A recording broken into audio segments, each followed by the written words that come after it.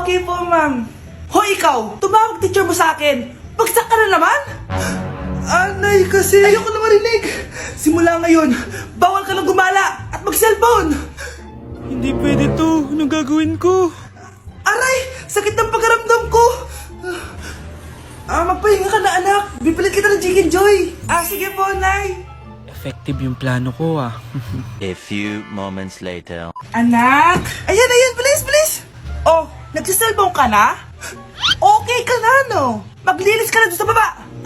Ang sakit! Ang sakit talaga ng pagramdam ko! Aba, teka! Huwag mo ako niloloko, ha? Magbihis ka na! Pupunta tayo sa doktor! Anay! Tara na! Hello, Doc! Ipapa-check up ko po tong anak ko. Sige, pasok kayo! Ano po nangyari sa kanya? Kasi Doc, palaging may masakit sa kanya. Totoo ba to, Doc? O kunwari niya lang para di siya mautusan? Tignan natin. May malalang sakit yung anak mo! Ha? Mamamatay na siya? Di ka magiging OA, mama. Meron akong gamot dito, ma'am. Last stock na lang to. Ipainom mo na. Effective yan, ha? Iinumin ko na, Nay, ha? Ayan, Nay. Okay na pakiramdam ko. Ayan, huliin niyo na yan. Ano mangyayari? Isa siyang peking doktor. Kaya ikukulong na namin siya. Ha? Anak, ano nangyayari sa'yo? Ay, expired na pala yung gamot. Walang iya ka. Sa teacher nating naging pangalawang nanay natin. Oh, Scarlett, kanina ka pa tahimik. May problema ka ba? Ano po kasi, ma'am? Family problem lang po. Oh, kwento mo sa akin, makikinig ako. Baka may matulong ako sa'yo. Nak, ang bababa ng mga scores mo sa akin. Nangangalib kang bumagsak. Ma'am, sorry po. Dami ko po kasing inisip na itong mga nakarang araw eh. Sige, pagbibigyan kita ngayon ha. Pero promise mo sa akin na babawi ka next quarter. Talaga, ma'am? Thank you, ma'am. Babawi ako, promise. Sa teacher nating hindi madamot sa grades. Okay, class, pwede na kayo mag-lunch. Oh, hindi ka kakain? Wala po kasi akong baon, ma'am. Oh, eto. Kumain ka na oh. Salamat po, ma'am. Magsabi ka lang sa akin, Nak, ha? Hindi ka makakaisip ng maayos pag wala kang kain. Sa teacher nating nagbibigay ng pagkain. Sa lahat ng mga teacher sa mundo na nagturo sa amin kung paano lumaban sa buhay. Happy Teacher's Day! Nay, alis lang ako, ha? Sige, anak. Iniwan niya phone niya? Ano kayang pinag-uusapan nila dito? Mga walang iya kayo. Humanda kayo sa akin. A few moments later. Bakit niyo po kami pinatawag, Nay? Kung hindi ko makikita yung phone ni Kyle, hindi ko malalaman pinagsasabi niyo sa akin. Lagot tayo, ate. Kung san-san mo kasi nilalagay phone mo, Kyle. Nakalimutan ko eh. Mag-umpisa tayo sa'yo, Kyle.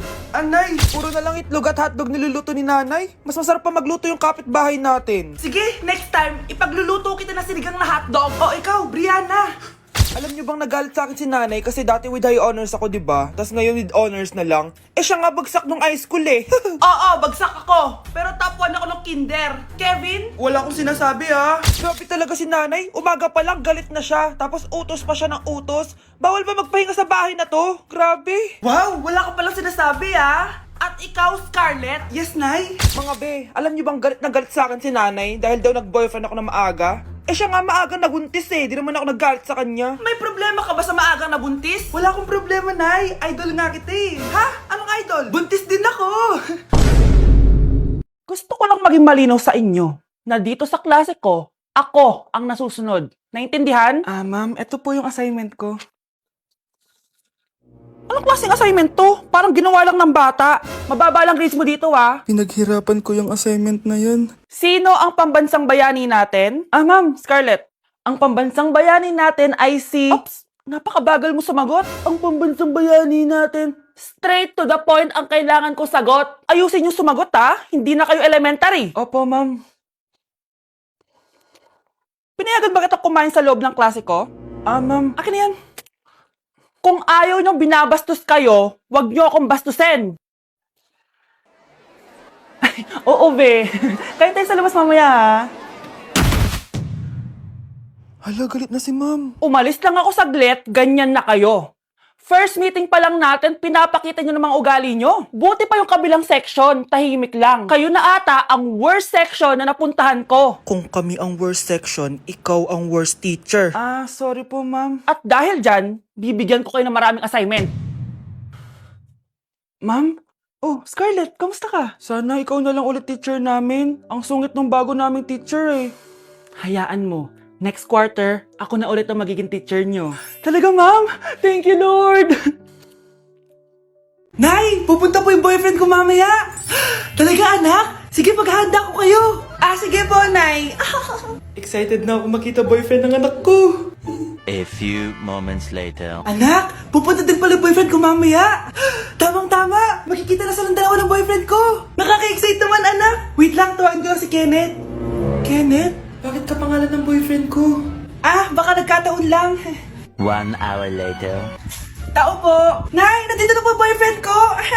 Ah, sige, papunta na ako. Anak, nasa na yung boyfriend mo? Kenneth? Ah, boyfriend mo to, anak? Ah, opo, Nay. Siya po yung sinasabi ko sa inyo. Ha? Eh, boyfriend ko din to eh. Ha? Walang iya ka, manloloko! Lumayas ka dito! Layas! Layas! Teka lang! Bakit?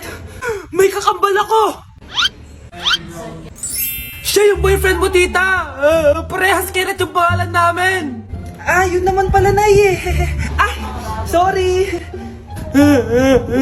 Anak, magpagaling ka lang ha. Nay, ayoko na dito sa hospital. Ang daming may sakit. Kailangan mo nang gumaling, Scarlett, para makapag-date na tayo ulit. Oo, babe. Magpapagaling ako. Ah, hello. Kamusta na po siya? Ah, Doc. Okay naman po siya. Pwede na po ba kami lumabas ng hospital? May bad news ako sa inyo. Nay, bad news daw. Hindi naging maganda yung mga resulta ni Scarlett. 3 araw na lang siyang mabubuhay. Hindi pwede.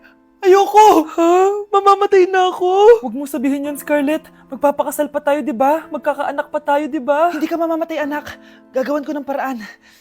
Hindi pwede mamatay anak ko. Hindi pwede mamatay anak ko. Tita, una na po muna ako. Gabi na rin po eh. Sige po. Wala na akong choice. Kailangan kong gawin to. Para sa'yo, anak. O anak, kainin mo muna to para gumaling ka na. Ah, sige po, Nay. Sarap. Kain ka lang, anak, ha? Ah, hello. Kamusta siya? Ah, Doc, parang lumakas ako ngayon. Talaga, anak? Malakas ka na? May good news ako sa inyo. Naging okay lahat ng results ni Scarlett. Grabe, parang himala. Pwede na kayong lumabas dito sa hospital. Makakalabas na tayo ng hospital, Nay! Oo, anak! Gagawin ko lahat para sa'yo, anak. Sa wakas, nakauwi na din tayo, Nay. Namiss ko tong bahay natin. At dahil dyan, pagluluto kita ng paborito mong ulam, anak, para di ka na magkasakit. Grabe, ang sarap naman neto, Nay. Parang kakaiba yung karne neto, pero ang sarap. Kain ka lang, ha? Teka, Nay, dumating po ba yung boyfriend ko? Ah, nandito siya, anak. Totoo, Nay? Nasaan siya? Babe! Ayan siya. Kinakain mo.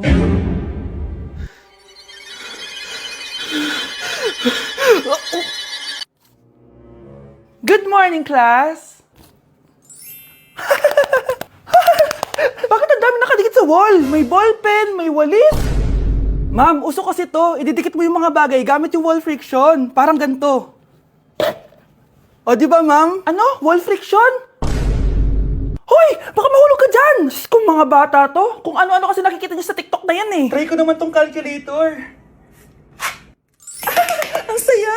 Tingnan niyo, dami ng gasgas ng wall, oh. Tanggalin niyo na yan. Kung hindi, i-absent ko kayong lahat. Guys, si ma'am naman ang idikit natin sa pader. Hoy! Mangulong niya kayo! Ma'am, huwag kang matakot, ma'am. A few moments later. Hoy! Ibaba niyo ako dito! Guys, dismissed na daw tayo, sabi ni ma'am. Uwian na! Hoy! Isusumbong ko kayo sa principal! Hindi ka pwedeng mamatay! Pre, may kalaban sa mido. Habulin nyo. Defend nyo na yan. Bilis. Matatalo tayo nyan eh. Nasagasaan daw ng langgam. May ganun ba? Excited na ako kumain. Hala, magkikis na sila. Ah! Let's go, guys! Ayan, malapit na! Yes! Manalo! Bakit ganun siya tumawa? Grabe, ubos agad! Wala nang laman. naman! Grabe kayo! Ako bumili tapos kayo kumain! Next time kasi, Nay, bilhin mo na lahat ng crispy patata sa supermarket. Sige po, madam. Babe? Yes, babe? Magpa 5 years na kasi tayo bukas, babe. Gusto ko na sanang i-level up yung relationship natin. Ha? Ayoko pa maging nanay. OMG! Will you marry me? Wait lang, parang nakita ko na yan. Seryoso ka ba, Michael? 299 pesos na engagement ring? Yun ba yung halaga ko sa'yo? Babe, hindi naman importante kung mahal yan or mura, di ba? Ang importante, nagmamahalan tayo. 5 years tayo! Tapos eto lang bibigay mo sa akin, ha? Hindi pa ba sapat yung magpapakasal tayo tapos magkakapamilya? Nag-expect ako sa'yo. Akala ko bibigyan mo ako ng bagong bahay, ng bagong sasakyan. Tapos ito lang bibigay mo sa akin? Buti naman at lumabas na yung tunay na kulay mo bago kita pakasalan. Ha? Sinusubukan lang kita. At tama nga ako, na gold digger ka. Michael, sayang. Nakahanda na pa naman yung titulo ng mansion na ibibigay ko sa'yo. Pati yung sports car. Michael, sorry. Joke lang yun. I guess, pera lang ang habol mo sa akin. Hindi mo deserve to. Oh, bakit may pera na naman dito? Pinamigay ko rin ibang pera kahapon na. Kakainis naman. Ma'am, may delivery po kayo. Oh, ano to?